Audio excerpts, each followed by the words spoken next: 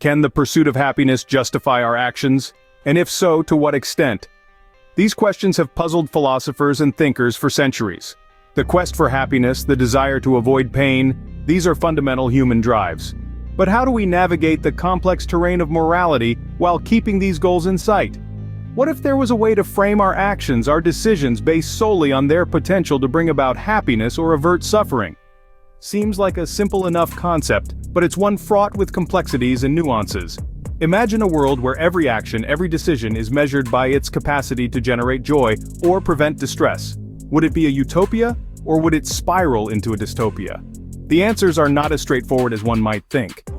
Enter utilitarianism, a theory that provides a unique perspective on this very dilemma. Utilitarianism, an ethical theory rooted in the 18th century, was born from the minds of philosophers such as Jeremy Bentham and John Stuart Mill. This philosophical approach sprouted during the Age of Enlightenment, a time when thinkers began to question traditional ideas and societal norms. Bentham, an English philosopher and social reformer, is often credited as the founder of this theory. He proposed that the measure of right and wrong should be based on how much happiness or unhappiness an action produces. Bentham's principle of utility, as it came to be known, was a radical departure from the virtue-based ethics that had dominated Western philosophy until then. John Stuart Mill, a student of Bentham, further developed the theory. He argued that not all pleasures are equal and introduced the concept of higher and lower pleasures. Higher pleasures, according to Mill, were intellectual pursuits such as reading, writing, and philosophical debate. Lower pleasures, on the other hand, were physical in nature, such as eating, drinking, and sensual activities. Mill's refinement of Bentham's theory marked a significant evolution in utilitarian thought.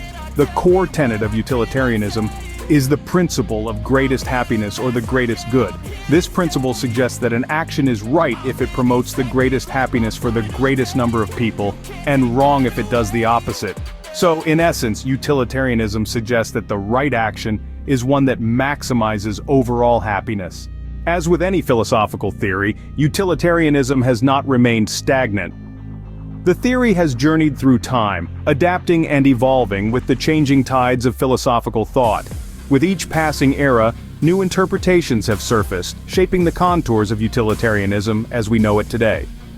In the early stages, Jeremy Bentham, the father of utilitarianism, proposed a quantitative approach. He envisioned a philosophic calculus, a method of calculating the amount of pleasure and pain an action would produce.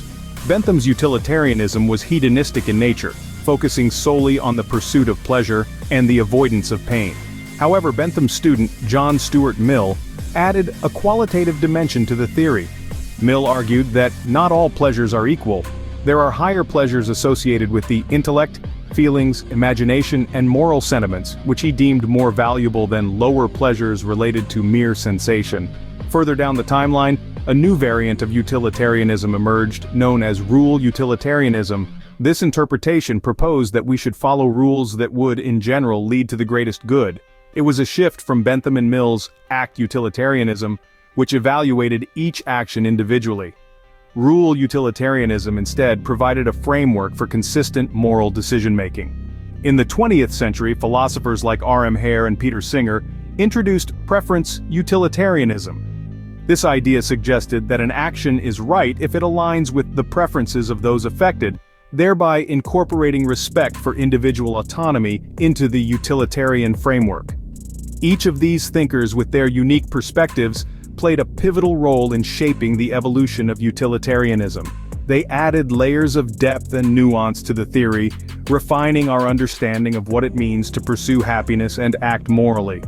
The evolution of utilitarianism has been a journey of adaptation and refinement.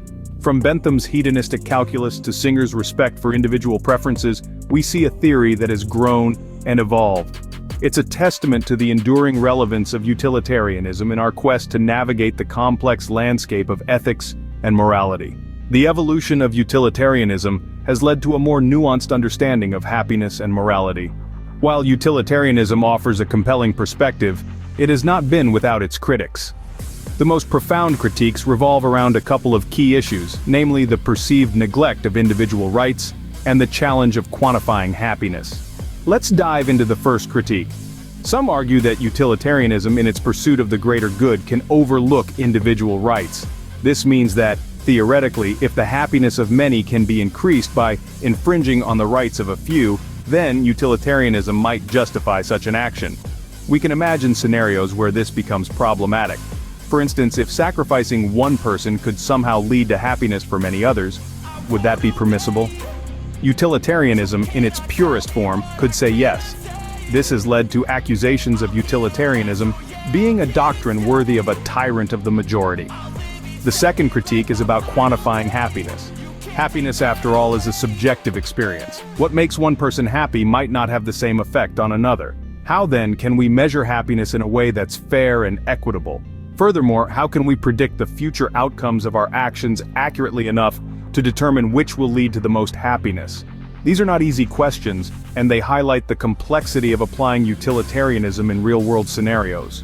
Moreover, critics question whether happiness should be the ultimate goal of ethical decision-making. What about virtues like courage, wisdom, or integrity? Aren't these also important?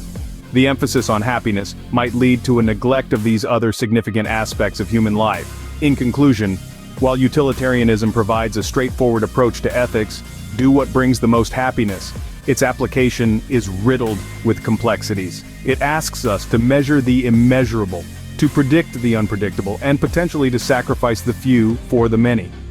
These critiques challenge us to reflect on the limitations of a happiness-centric moral framework. They compel us to think deeply about what we value in our ethical systems, and how we ought to navigate the often murky waters of moral decision-making.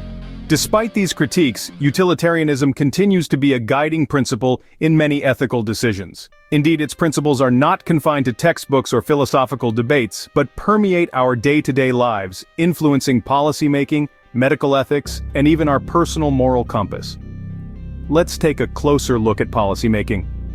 Governments worldwide often use a utilitarian approach when crafting legislation or regulations. For instance, the decision to impose taxes on harmful substances like tobacco is based on a utilitarian principle. The discomfort caused to smokers, who might have to pay more or quit smoking, is outweighed by the benefits to public health and the reduction in healthcare costs. In the realm of medical ethics, the utilitarian approach is frequently employed. Consider the allocation of scarce medical resources, such as organs for transplant. A system that favors those who can derive the most benefit, thus maximizing overall health and well-being, is a utilitarian one.